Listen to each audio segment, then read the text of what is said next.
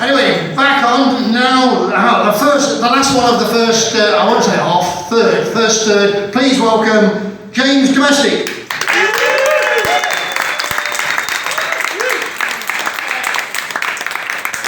Thanks, Henry. Do we have any fans in of erstwhile Top Gear presenter Jeremy Clarkson? Not very many. That's good, because this poem is not about Jeremy Clarkson. Shapeless blue jeans from M&S, a crisp crease down the front, hideous tasselled slip-on loafers. You might say he looks like a Jeremy Clarkson, but this poem is not about Jeremy Clarkson. An awful lunk of boorish bloke, a lump a past its sell by span. Everything he don't like is woke, an arrogant, childish baby man. Where's his house? Let's do some arson. But please remember, for reasons of incitement, this poem is not about Jeremy Clarkson. A haircut like the daftest dog. Yeah, a stupid permed up poodle, bobbing about like the froth on a pint or a great big bowl of noodles. If he was a part of a chicken, he'd be the nose of the parson. But please don't misinterpret this as a poem about Jeremy Clarkson, because this is not a poem about Jeremy Clarkson, okay? Now, if you're a poodle owner and you were upset by the last verse because you don't think poodles are stupid, well, I'm sorry, your opinion's perverse. It's clear to see that they're daft as hell. Whenever I see one, I ask them, why have all you poodles got haircuts like that awful prick Jeremy Clarkson?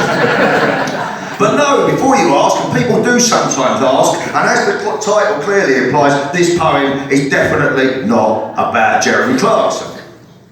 This bloke's full of lies. No, not Jeremy Clarkson. This other bloke that's in this poem, who's definitely not Jeremy Clarkson. Just ask his wife, and she'll tell you for sure that he's got a tiny willy and he's a terrible bore. Found a young girl at work and somehow romanced He also claimed that his mate was a hamster. Fibs upon fibs, lies upon lies, with the empathy of a lard-on. And just a quick reminder at this juncture, this poem is not about Jeremy Clarkson. A blue harbour homunculus, an obnoxious ogre, tumescent at the thought of a brand new Range Rover, an oversized sports jacket or leather blouson. It's like Lord of the Rings and he's an orc that's gone wrong. Who's this about? Well, I do beg your pardon, because I've said several times the concept's not a hard one. This poem is emphatically, indubitably not about Jeremy Clarkson.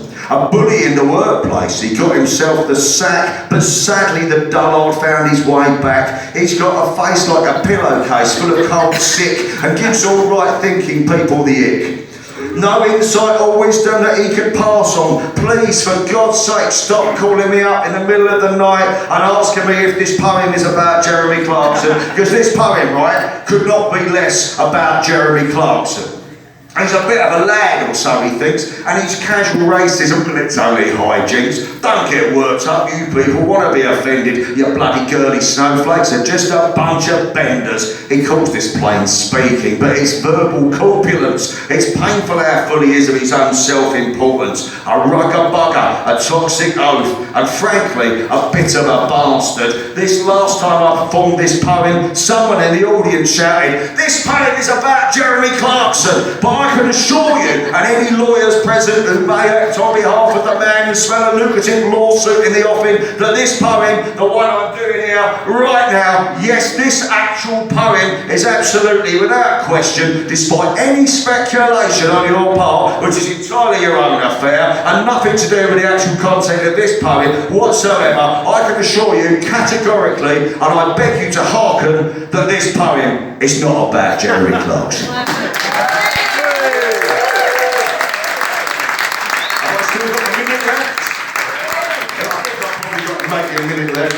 This is why I normally do a long intro on this, but there's not time. But this is a poem about a man who really, really likes photocopiers a little bit too much.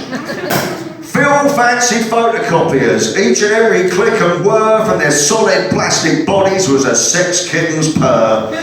Phil fiddled with photocopiers. He stuck his hands right in their drawers. He'd fiddle with their buttons and caress, say, I don't know why I'm doing the hand. This is not a confessional. Caress, say, 3 and 4. Phil fondled photocopiers. It was his overriding kink. He'd slobber on their output trays and fill them with man ink. It's called These Inky Whores. Discovered in flagrante with a Xerox. Phil don't work here anymore.